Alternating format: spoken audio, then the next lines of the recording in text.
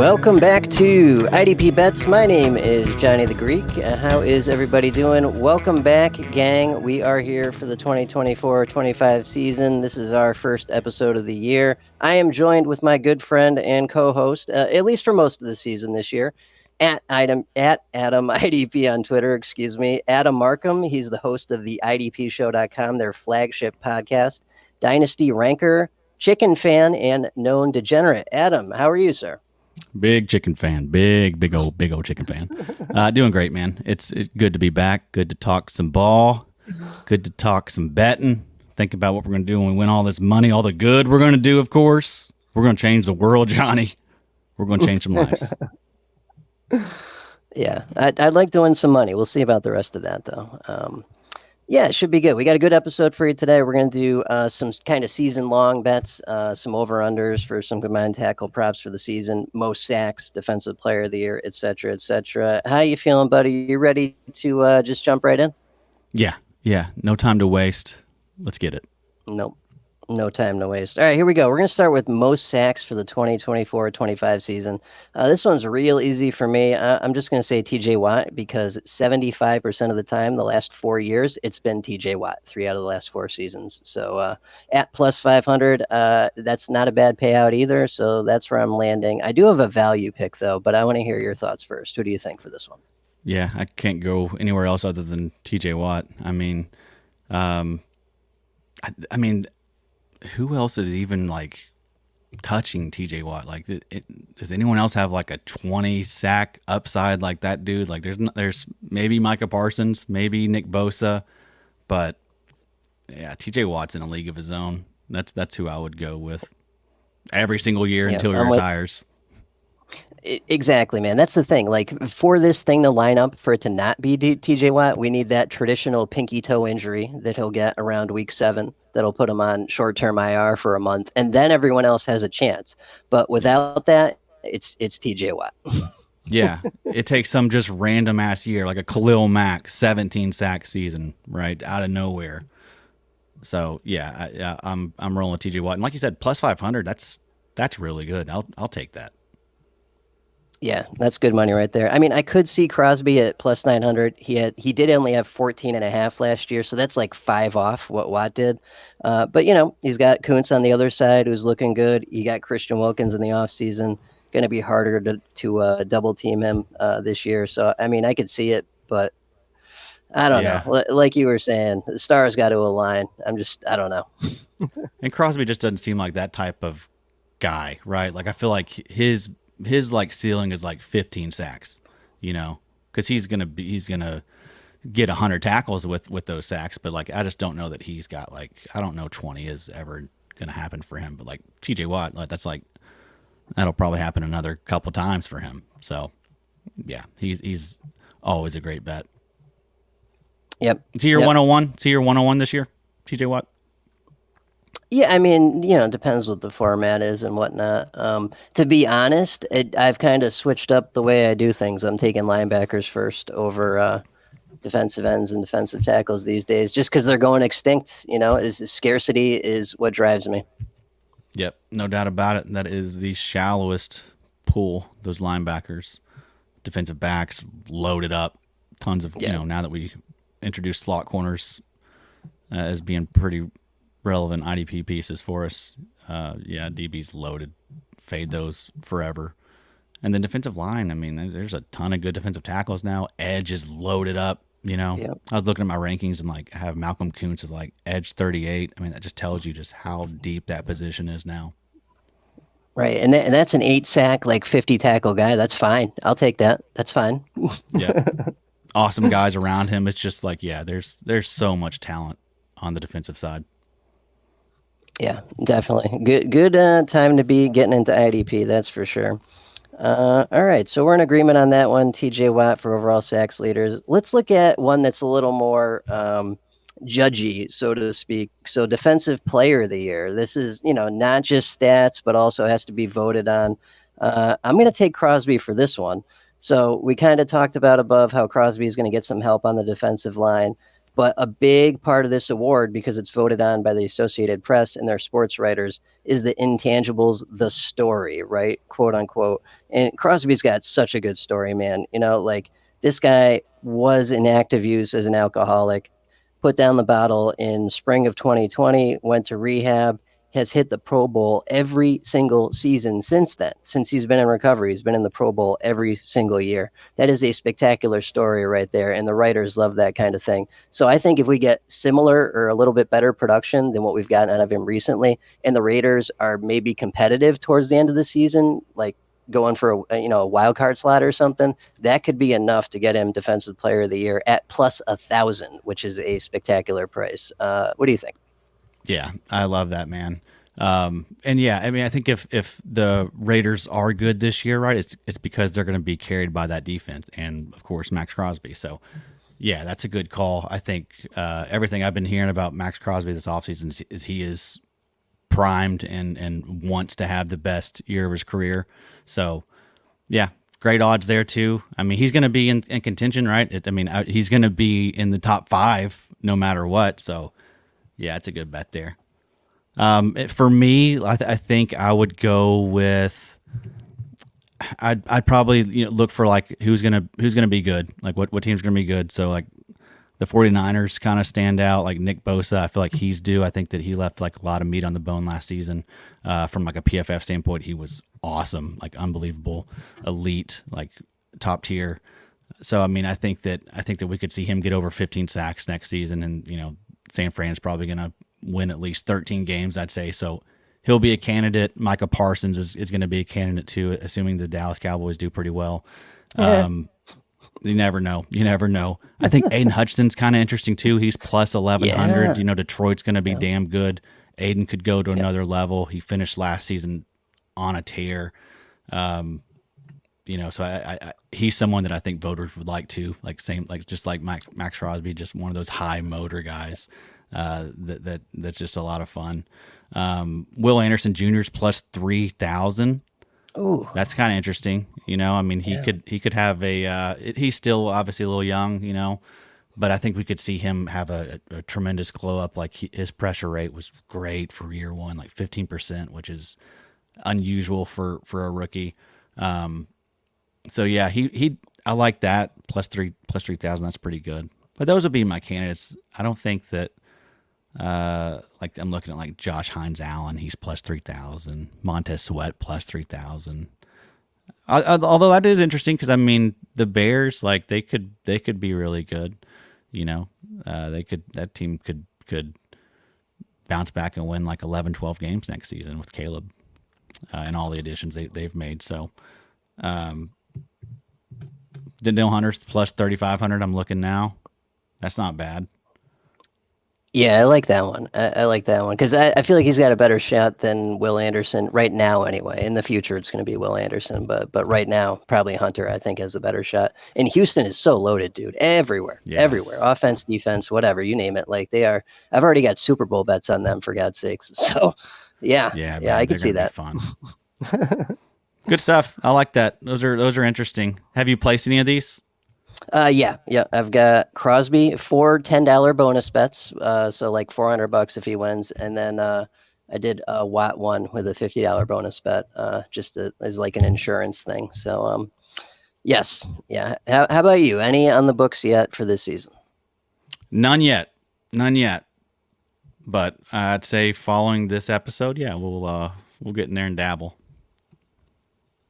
Yeah, we're getting there. A lot of stuff's not out yet, too. It's the options are limited at the moment, but we're getting there. I mean, these futures are juicy, so I mean, like, I definitely want to. It's one of those things that is tough with futures because you hate tying up your money all season long, But man, the odds, like getting some of the odds that you can get on some of these like superstars, like it feels like a pretty decent investment, Probably shouldn't say that about gambling, but it feels like it's much safer, much more likely to happen.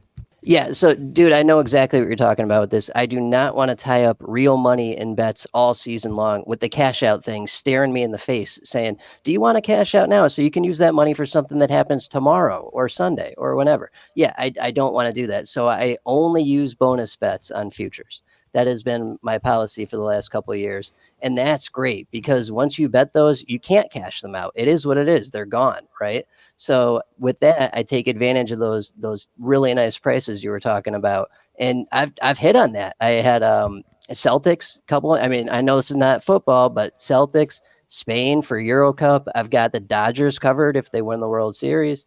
It's a nice way to spend those bonus bets and actually get a good payout out of them. So I know what you're talking about. I love it. That's good advice right there. That's what the people are here for. Good stuff. All right, let's move on to Defensive Rookie of the Year. In full disclosure, I am not a dynasty person really that much these days. So I'm going to let Adam take this one. What do you think? Who's your shot for Defensive Rookie of the Year this year? All right, so looking at the odds right now, Latu is plus 425. He's the favorite for the defensive rookies. Dallas Turner's plus 450. Byron Murphy's plus 1,000. Jared Verse is plus 1,100. Those are the ones that seem likely, right? I mean, everything else. I guess like you could look at like Quinyon Mitchell is plus 1,400. That could be interesting. Teron Arnold's plus 1,200. Chop Robinson's plus 1,600. Peyton Wilson's plus 3,000. Nate Wiggins is plus 3,000 out of Baltimore, their cornerback there. Cooper DeJean plus 3,500.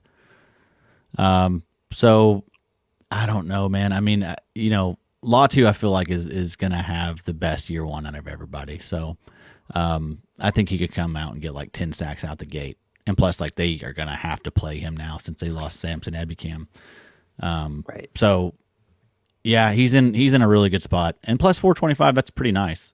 So I mean, it's you'd like for that to be a little higher, but I think it's a lot less risky than Dallas Turner plus 450. Dallas Turner, I'm just not sure that he's like 2 years younger than Latu, and plus they have like really good players around Dallas Turner. They just brought in Jonathan Grenard, they just brought in Andrew Van Ginkel. Both those guys got some nice deals.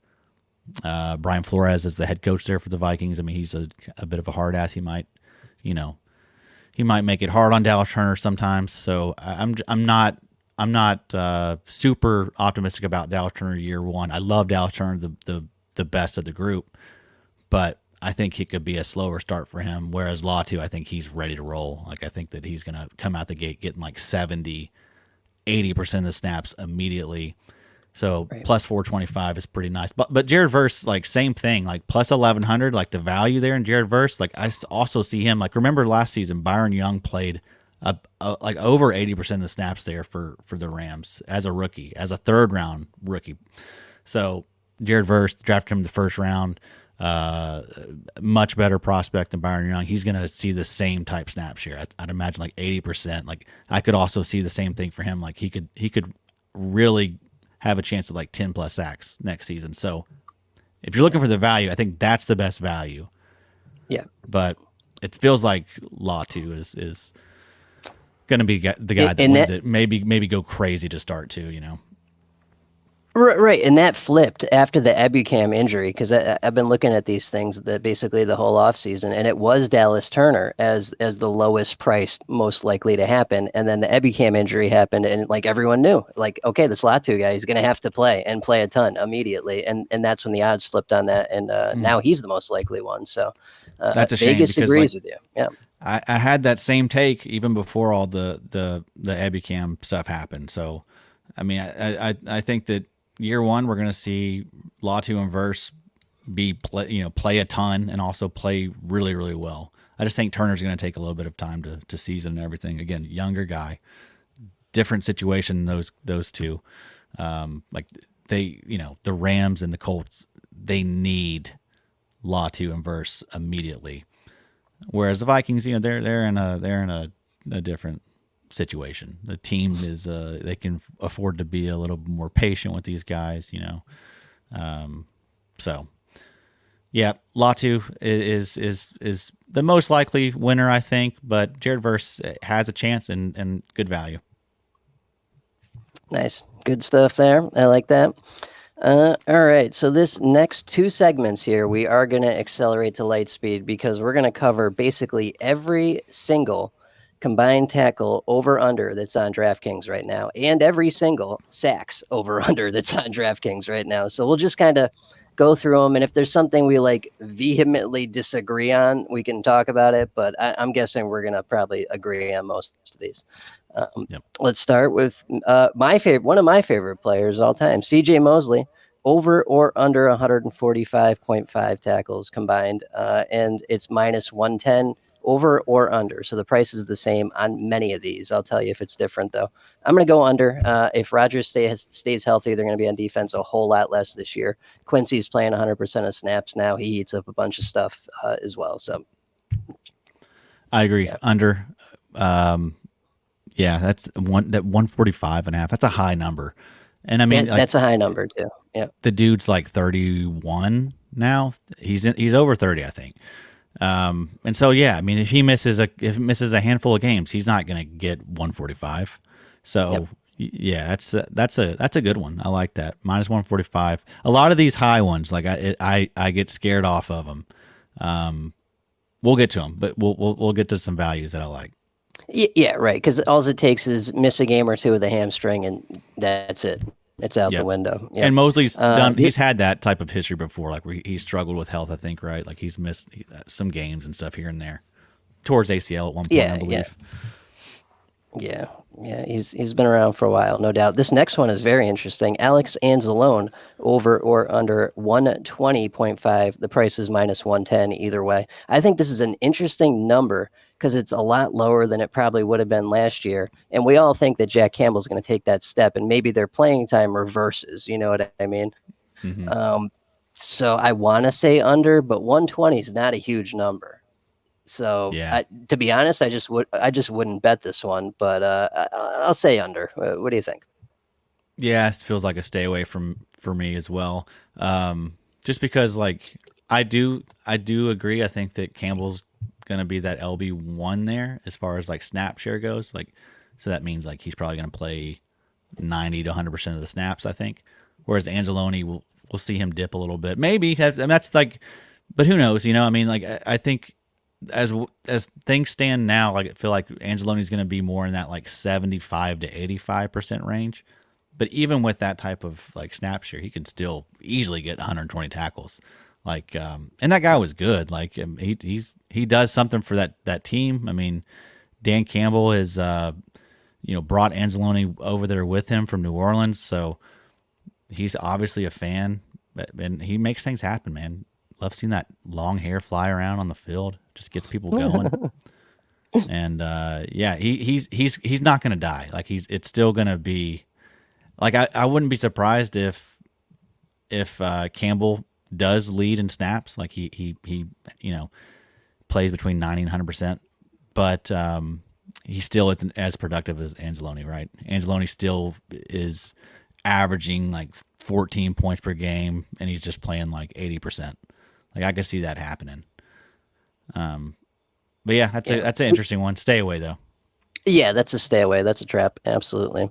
Next, we got our guy, Alex Singleton, over or under 155.5 at minus 110. I mean, I'm going to go over his only real competition for tackles there left in the offseason, and he's a tackle monster. So if he stays healthy, he's got it, I think. Yeah, he is number one at tackling, no doubt about it. We've seen the numbers increase every single year. What was he at last year? Like 160 something, like in that range. But yeah, I mean, it's I expect him to have his best season yet. And yeah, there's no one there around him, right? Like it's Cody Barton and Jonas Griffith and right, and it's Bo Nix at quarterback, so it's not going to be the greatest. It's not going to be the greatest show on turf or anything. So right, yeah, that defense is.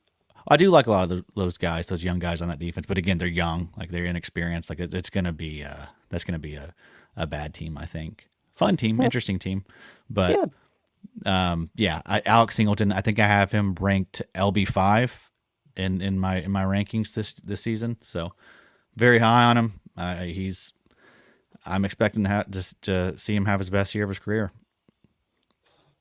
Nice. Good stuff there. All right. Our next guy is Old Man Bobby Wagner, over or under 155.5. Vegas is saying plus 110 for the over, minus 135 for the under. So Vegas thinks he's going to be under on this. And I mean, I tend to agree. Old man time's got to catch up eventually. But once again, Washington's not going to be that great either. And I feel like Luvu's not going to be as much of a tackle monster. They need pass rush from somewhere. So I think Louisville will probably be involved in that. So I'd still say over. It just feels iffy. Yeah, I agree. It's one of those things. It's just the age and like you expecting him to get hurt, pull a hammy, something like that. That's really all it is. Because if he misses one game, I mean, 155 is probably not likely. I mean, so that's really the bet. You're betting, can he stay healthy? And I don't know. Even if he does stay healthy, like that still is a very, very high number. Let's see what he did last year. I want to look and see his numbers. I know he's been just insane for his career, but last season he put up 183 last season. So oh my God, that's insane. 140 the year before that with the Rams, 170 in 2021, Oof. 138 in 2020. 159 in 2019. Man, that is close. So 183 last season with the Seahawks, but it's close. Yeah. That's close. I probably would stay away, but yep.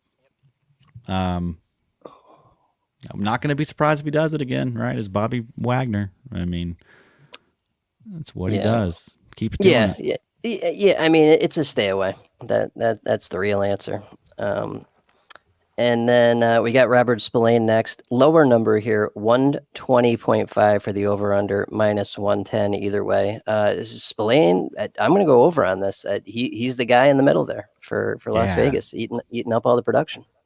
This is a smash right here. I think he had like almost 150 tackles last season, and he just got better and better as the season wore on. So, yeah, I'm pretty sure that they're a big fan of him there. He's going to be due for a contract extension, and feels like he might get it and be relevant for us in IDP for another couple of years. So, yeah, he's awesome. I drafted him in IDP Madness today in the 6th round. Was thrilled to get him there. Nice. Good stuff. Alrighty. Next one, Logan Wilson. Lower number as well, over or under 120.5, minus 110 either way. I'm probably going to say under, to be honest with you. Jermaine Pratt's still there, eating up production. Assuming the Bengals offense can stay healthy, they're going to be on the field a lot more often than they were last year with a backup. So I'm going to say under, but what do you think? It'll be close. I feel like he just barely gets it. Like you're right. He's not that type. Like last year, he racked up 135 tackles. It's fine. It's solid. But season 4 was 124. In 2021, he put up 98 tackles through 13 games. So yeah, he's in that range, right? He's in that like 115 to 135 range. It's not bad for him though. If he stays healthy, he'll hit the 120. I don't mind that one. Like I think I'd rather do that one than the Bobby Wagner one, I think. And definitely I'd rather do that one than the Alex Anzalone one. If you're looking at all these guys with the 120 tackles, Spillane's definitely the clubhouse leader with the 120s. Yep. Until right now, because the new clubhouse leader is Levante David, over under 120.5 without Devin White there to screw things up at minus 110 either way. Over. Yeah, I like that quite a bit. And he was awesome last season. KJ Britt, he's going to be pretty good, I think. But yeah, I mean, Levante David, 120 tackles. That's disrespectful, honestly. Yeah. Discount Bobby Wagner. Yeah. What do you think in Vegas? Jeez. Yep, we're in agreement on that one. This next one is interesting, though. A little bit higher number. Bobby's guy, Ernest Jones, over or under 135.5 at minus 110 either way. I probably just wouldn't bet this at all. What do you think? Yeah, and he's a little banged up right now, right? I think he's dealing with like knee issues. I think Bob's been talking about that. So, Never really liked that stuff to start the season. I mean, if he does end up staying healthy, like yeah, he'll easily hit 135. Like he's more like a 150, 160 tackle type guy, I think. So he'll get that, but I just, with him being a little hobbled, I'm just scared. I don't want to deal with that. There could be a point in the season where they sit him down to make sure he's there for the final stretch run and playoffs and whatnot. So yeah, I'll avoid that one. That is still a high number, 135, but Yeah. So no thanks. Yeah, and this one feels like an avoid as well, or an under. Zaire Franklin over under big number 160.5 at -110 either way. This feels like EJ Speed's year, not Zaire Franklin's year from these eyeballs. So I'm gonna go under for the 160.5. Yeah, same. Again, just I don't like those high tackle numbers. They just scare me too much. Again, you just miss a couple weeks, and you're not going to hit that. Outside of Kingleton, like I feel like Kingleton, let's ride, baby. Who cares? Like I feel fine with him, but all these other guys are like older types, So yeah, no, thank you. Yep. This one feels like maybe a slam dunk. Patrick Queen over or under 125.5 -110 either way. That feels like an over to me. That's a lower number, and he's the Steelers' new big piece in the middle there. Yeah, let's see what he's done for his. He's never really been a big tackle guy, but you're right. I mean, he's been in the shadow there with Roquan. Yeah, but right. I feel like tackle rate stuff has never really been his thing. He put up 133 last season, so yeah, that's fine. 117 the year before that, 97 in 2021, 105 in 2020. Yeah, I think what was it again? 125. Yeah, that'd be fine. He'll get more than 133, which is what he had last season. Yep. Yeah, I'm with you on that. And then speaking of the devil, we got Roquan next year, over or under 155.5, which is, a higher number, but it's Roquan Smith, -110 either way. I would probably just stay away from this one or go under, just because you might get dinged up or something. I don't know. That's still a high enough number to scare me a little bit. What do you think on that? Yeah, I mean he's hit that over in 3 straight years, but he's like hovering right around it. 158 last season, but that was in 16 games. 169 in 2022, and then 163 in 2021. So, yeah, I don't hate it. I mean, I feel like he plays 16 games, he'll hit that number. So, I'll ride with Roquan. I'll ride with Roquan and Singleton if I'm gonna, chase those like high tackle numbers. Right. And the way you would realistically do this as a bettor trying to make money is stay away from all that crap.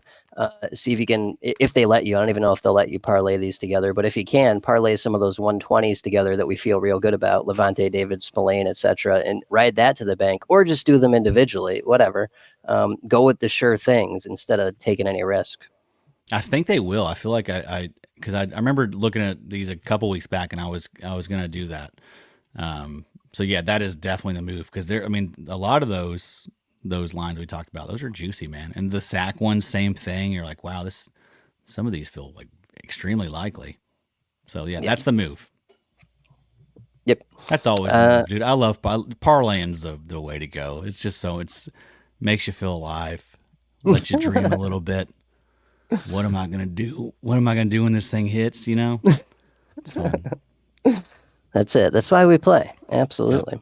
Yep. All right. Few more on the combined tackles, then we'll be on to the sack props here. So we got our guy, Foye Oluokun, the man, the myth, the legend, 165.5, which actually feels low for him at -110 either way. The guy puts up he was on pace for over 200 combined tackles, I believe, each of the last 3 seasons, and just barely missed a couple times. So, yeah, I'd go over. Yeah, he's nuts. 173 tackles last season, 184 in 2022, 192 in 2021. So, yeah, 165. I mean, that's no big deal for him. So, yeah, I like that one. I'd go. Those would be the 3 I would do: Foye, Roquan, Singleton, and all 3 of those guys are inside my top 5 for 2024 IDP ranks. Beautiful. This guy is probably up in your ranks as well.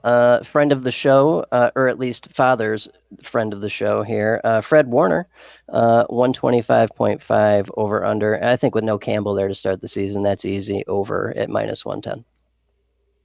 Yeah, I agree. Same thing. He's never been like the biggest tackle. He's like a Logan Wilson type, right? But yeah, I agree. Like he's gonna have to do more with what they have around him. Greenlaw's going to be out for half the season. Devondre Campbell's a head case, so I don't know that you can count on him. And then they got a bunch of young guys. It's like D Winners and Jalen Graham, I think. So yeah, Fred Warner should ball again. Love that guy. Yep. All right, about 4 or 5 more here. So TJ Edwards over or under 150.5. I know he's excellent. I know he's great, but you've also got Tremaine Edmonds there. You got Jaquan Brisker there. They got good tackling corners with Kyler Gordon and Tyreek Stevenson. They've fixed their defensive line a little bit. I just don't know. That feels a little high for me at minus 110 either way. What do you think? Yeah, Edwards is one of those like guys that I just can't give him the respect that he probably deserves for whatever reason, right?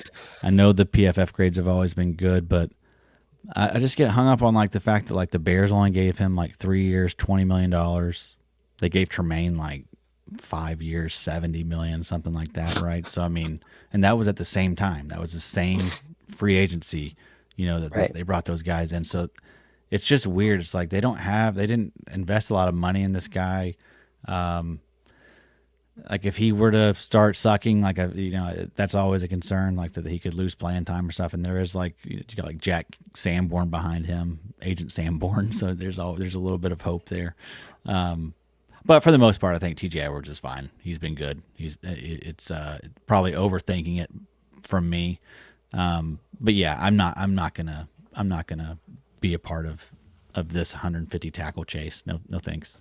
Probably gonna get it. I think he's hit that like the last 3-4 years, I think. But yeah, and Chicago has joined the 21st century for offense also this year. There should be far fewer defensive snaps, right? So yeah, it's true. That's a concern as well.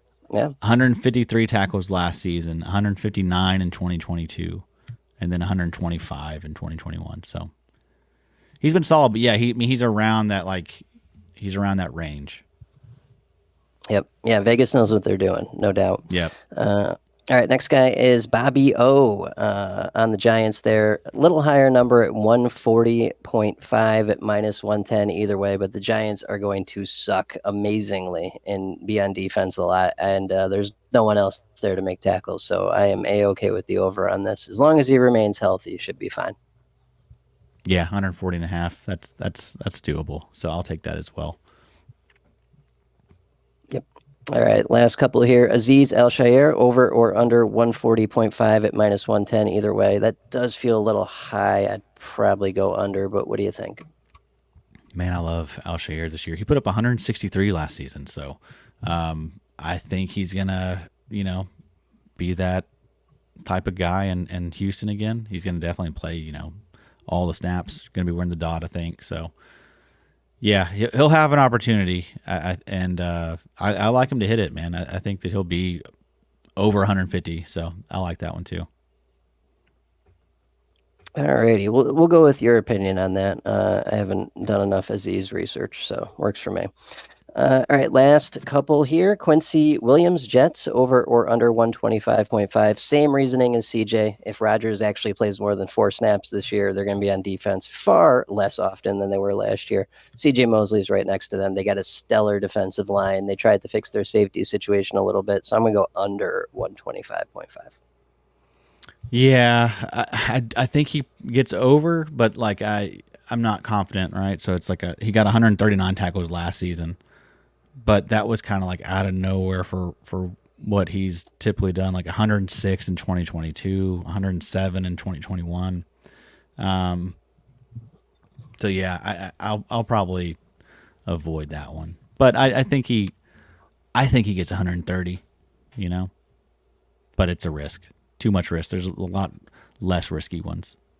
Right, exactly. Go with the solid ones. Yeah, and that's uh, ideally what we're doing here is identifying the solid ones and filtering out the crap.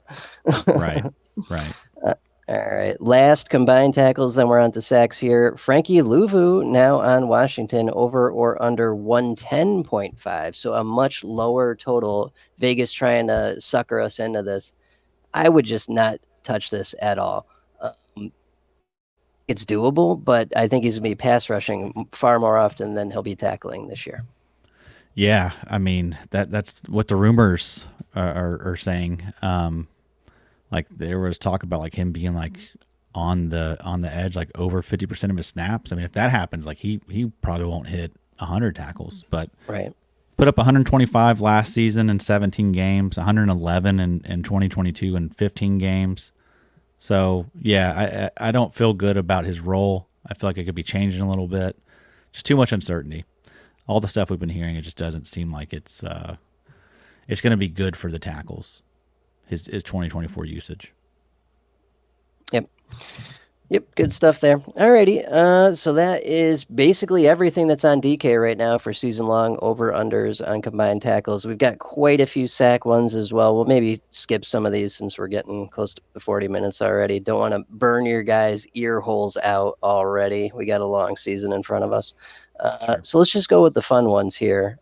Let's start with Christian Wilkins, over or under 4.75 whole sacks at minus 110 either way. I'm going over. He's going to be there with Crosby and Kuntz, and I believe he did this last year, if I recall correctly. So yeah, he put up actually 9 sacks last season. But looking at how he's done for his career, he's that was kind of an outlier year. If you look at 2022, he put up 3.5.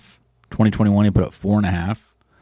2020, 1.5, and then 2019 as a rookie, just 2. So he's never been a big sack guy. But I think 4.5 is a little low. I don't think he's gonna like 9 sacks. That's probably gonna be his career high. But like he feels like a 6 sack type guy, right? That feels very doable, especially with all the talent around him now. Yeah. So yeah, I'll take that one. He's gonna get 5 sacks. Good. Yeah, decent value there and spectacular value on this one. They've got Rashawn Gary, over or under 7.75 entire sacks at minus 115 either way, and that is the easiest over I've seen in my life. Yes, that's absurd. I mean, he hit 9 last season, playing 53% of the snaps, and he was coming off the ACL injury that he suffered in 2022, where he put up 6 sacks in 9 games in 2022. So I mean, and then 2021, he put up 9.5 sacks. So he would have hit this over 3 years in a row. And then you look at like the PFF stuff with Rashawn Gary, it's absurd. 60 pressures on 384 pass rush snaps. That was a 15.6% pressure rate. His 17.2% pass rush win rate was 12th best among 58 qualifying edge rushers. So good stuff. Good, stuff you want to see. He's going to be like in that 65-70% range next season. Like, don't be scared off by like, why are they not playing him as much? It was because he was recovering from injury. Like, they were very cautious with him just to start the season last year. But yeah, that dude's he's gonna hit this pretty easily. That one stood out the most to me, I think. Yeah. Key cog in the machine over there. Another one that stands out here a little bit, higher number, but this does seem pretty doable. TJ Watt, over or under 13.75. So essentially 14 sacks on the season, minus 115 for the over, minus 105 for the under. I mean, and if he can play most of the games, he gets this, I think. Exactly right. If he stays healthy, if he can miss a few games and still get this, that's nothing for him. Yep, absolutely. All right, so we've talked about this guy a little bit already today. Let's get a call on it. So Max Crosby, Vegas has him at 13.25 over or under for the season at minus 110 either way. You're right. In IDP, his value is not as much sacks as its combined tackles with the occasional sack, forced fumbles, splash plays, the 90+% snap rate every week. That's the value in IDP, and that doesn't translate as well over here. But I'm still going to say over. What was it again? 13.75. Yeah. Yeah, it'd be fine. I mean, he's going to be right around that, right? Like, he feels like just like in the 12 to 16 range. But I'd go over too. I feel like he's going to try and put together his best season. I think he wants a recognition. He wants that DPOY. Yep. Good stuff there.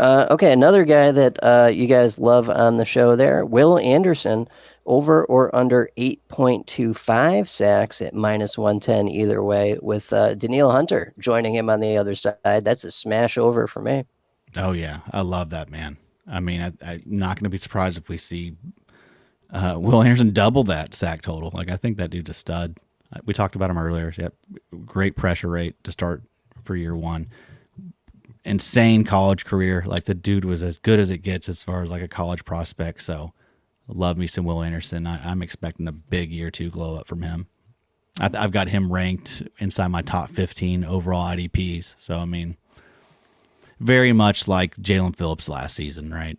That's kind of how like I'm viewing Will Anderson. We're going to see a large jump from him. Nice. Yep, I'm with you on that. All right, Aiden Hutchinson, next one, over or under 11.25. So basically 12 sacks on the season at -110. Either way, sure, he can hit 12. I think that's doable. Yeah, I think so too. And he's never really been that, like, if you look at his career, like, he's always hovered around like that 10 to like 13 range. But yeah, it feels with him like he's starting to really figure it out, I think. Right. And I think we're gonna like. I don't think we've seen the best of him. Like, I think that he could have like 15 sack seasons in his future. So yeah, it seems like it could start now. This is year 3 for him. They do actually have some like he has more help there than he's had probably in his entire career. I know it's still not like household names, but I mean, good players like DJ Reader, great defensive tackle, Aleem McNeil, right? Something like that. I'm blanking on his name. Oh yeah, he's there. Yep. Marcus Davenport, they brought him in. I mean, he can't stay healthy, but if he could, I mean, that's an upgrade over what he's had there. And then it's around, just a good environment. Like, that team is juiced up. That team is contending. Like what's going on there in Detroit. So yeah, I'd bet the over there too. Nice, good stuff there. Okay, another guy that's talked about constantly on the show, and has also progressed, kind of naturally year after year, much like Aiden Hutchinson. Josh Allen Hines now, I guess, over or under 12.75 for him at -110 either way. I feel iffy on this one. I just wouldn't do this one, but what's your take on this? Yeah, no, thank you. I mean, if we look at the career for Josh Allen, that what do you put up, like 17 sacks last season? Let me pull up his stats. Yeah, it was an outlier. It was 100% an outlier season last year, definitely. Right.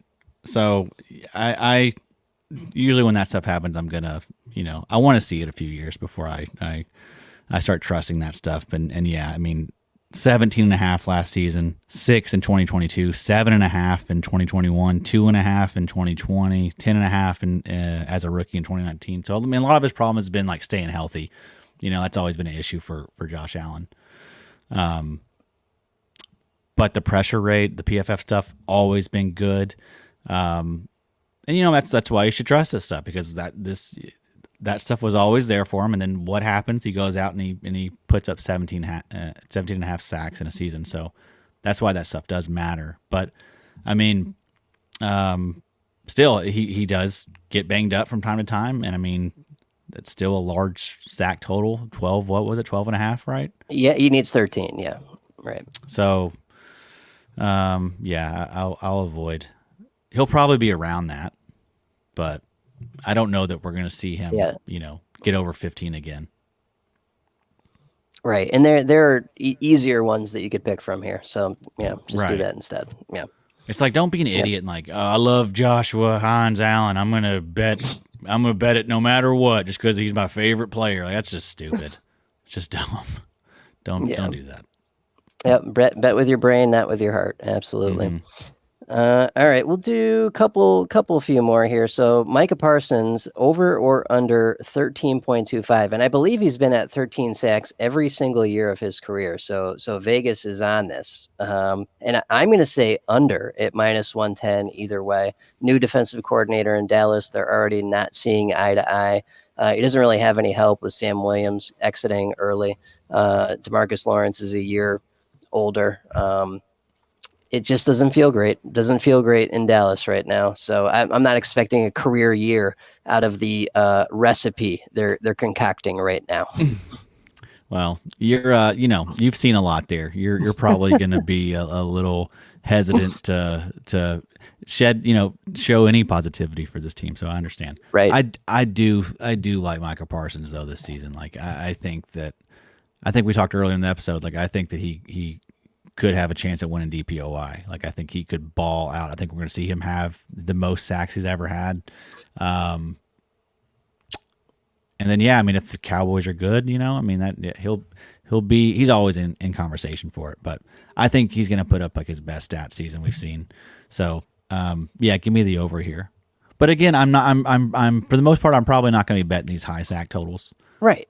My favorite ones are like the ones that we've seen for like 7.5. I've got some highlighted too that we can, like Bryce Huff. Bryce Huff is 7.25 sacks. Oh, wow. He hit 10 last season with the Jets, and he played 50% of the snaps. So, I mean, right. Philly paid him 3 years, $51.1 million. The trade away Hassan Reddick. The PFF numbers for him are actually insane. 86.8 pass rush grade, was 10th among 58 qualifying edge rushers. 22.9% pass rush win rate, was only behind Myles Garrett and Micah Parsons. 20.1% pressure rate, was second to Micah Parsons. So, I mean, dude tore it up from a PFF standpoint. 7.25 sacks. That's silly. There has been some reports like that him and Fangio aren't getting along. That Fangio is a bit of a hard ass and has already talked about like he's not a 3-down player, but I mean, he's going to be out there. He's going to play more than he did last year. I feel like he's going to play. I feel like he's going to probably play like 60 to 65%. And I'm excited to see what. I'm excited to see what he can do. I think he's the type that like he can pile up the sacks in a hurry. So he doesn't need a ton of sacks. He doesn't need a ton of snaps. Like he didn't have to have like Max Crosby volume. Like this is what this guy is. He's a pass rushing specialist, and 7.25 is silly. Yep, I'm with you on that. And a lot of these that are left are higher, so we'll just stay away from them. Let's do two more lower ones, and we'll move on here. So Khalil Mack, hot topic in the Slack lately with the best ball invitational going on here, or best ball madness.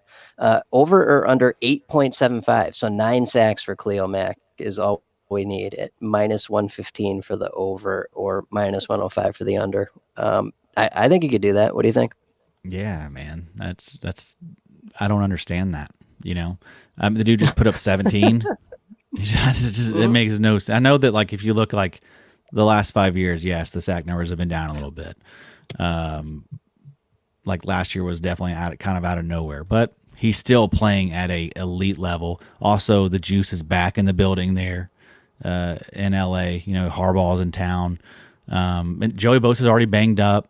So, I mean, Khalil Mack is going to play a ton. Like, if you look at his snaps here, like, the dude plays a ton. He doesn't get a lot of credit for that, but that dude plays like 80% of the snaps, too.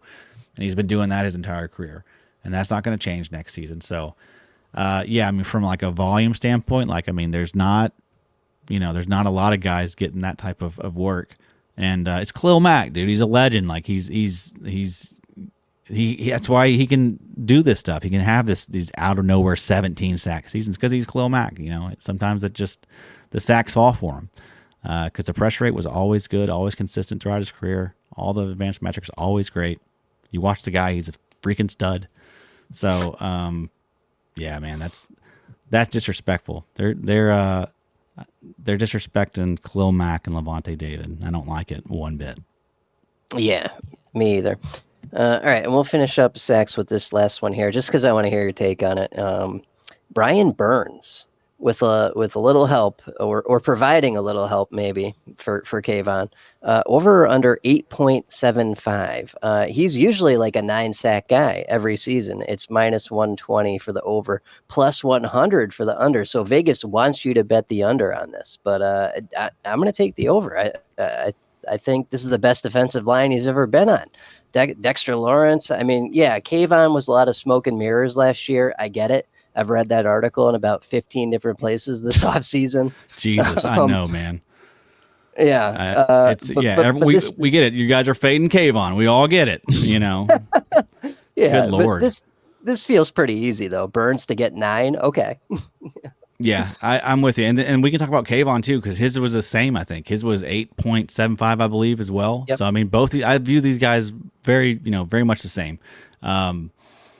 Yeah, that's low. Brian Burns he's a guy that should consistently be in the 10 to 13 sack range, I think. So that's a low number. And yeah, he wasn't happy there in Carolina. I think that was well documented. He wanted out of there for a good while. And yeah, that probably affected his play a little bit. But I like both those guys. Everyone else is fading those guys, Brian Burns and Kayvon. Like, I'm optimistic about him. My favorite stat about Kayvon is he is 23.7 years of age. The dude is young. Like, this is his third year, though. I mean, like, he's actually younger than Latu. I think younger than Jared Verse too. So I mean, oh wow, people need to keep that stuff in mind. We talked about this last night in the episode, but Kayvon's getting like shit on way too much. Like, I understand the PFF stuff was not great for him, but so what? He is 23. Sometimes it takes a little bit. And he's still like an athletic freak. I mean, he still is in a great situation. He still is flash. Like, he even as bad as he was, he still gave us like 11.5 sacks last season. So it's like right. And when you've got Dexter Lawrence and Brian Burns there, it's so much harder to chip Kayvon Thibodeau and double team Kayvon Thibodeau and game plan for Kayvon Thibodeau when you got to worry about all that other stuff too. They even talked about that in off-season Hard Knocks as one of the reasons why they went and got Brian Burns. So everyone that's talking about that's an IDP myth, GMs were talking about this in Hard Knocks in the off-season episodes. So this is a real thing. Of course it is. As for people to act like that's not a thing, like adding talent to your defense isn't going to help everyone. Like, that's people that have never played a sport in their lives. Yep. I'm with you, It's buddy. math. It's very easy, guys. It's not that hard. Yeah, that's right. But they need the stats. They need the stats to quantify it. But yeah, this was a lot of fun, man. I enjoyed this. And a few other ones that I liked, I highlighted real fast. We'll just real fast. Jonathan Grenard over 7.75. That feels kind of nice. Yeah. Kind of like that. Montez Sweat over 8.75. Yeah. Kind of like that. I mean, he's all they got there. They did actually trade for Darryl Taylor today. Right, and if you've been watching Hard Knocks, everyone's going to draft that guy they got in the 3rd or 5th round, whoever Austin it was. Booker. That had 3 sacks in a preseason game that means nothing. Right, he's going against guys that are about to be in the XFFL or whatever. Alex Highsmith had he's over 7.75. I really like that. Oh my God, that's easy. Right, I mean that's really nice. Let's see, I had another one. Josh Sweat's over 7.25. Oof. Pretty good. Kayvon was 8.25, so even better than Burns. Those are the ones I'd highlighted, man. But there's some good ones. I really like a lot of these sack totals. Yep. A lot of good stuff there. So, yeah, hopefully that'll point you guys in the right direction for some season-long bets. Use those bonus bets. Don't burn your real money on this stuff. And, yeah, we got lots of good stuff for you this season. We'll have Mr. Justin Barnes is our first guest for week 1. It'll be that Friday 9-5, I believe, right after the Ravens-Chiefs game. And then weekly from there on out, every Friday night. But Adam, what do you got? Any announcements for the people? Anything you want to talk about that's going on this season? No, these people know where to find me, at Adam IDP on the Twitters. We do the show every week. The IDPshow.com is where you can find all my work, all my ranks. Yeah, same old. Yep. Beautiful. All right. Well, hey, thank you everyone for listening. Good luck getting those bets in, and we'll catch you guys in a couple of weeks for week 1. Until then, happy drafting. Take care. Bye bye.